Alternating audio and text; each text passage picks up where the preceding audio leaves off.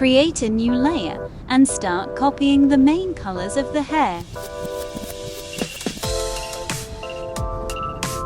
You need them to color the hair in the exact color Momio used. Now you need to change the saturation so both parts are completely gray. Make sure that both look the same. Now make a new palette from the colors you picked earlier.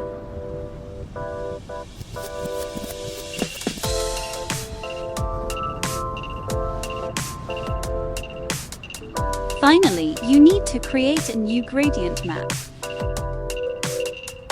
Insert the colors you saved in your palette and adjust them to your liking.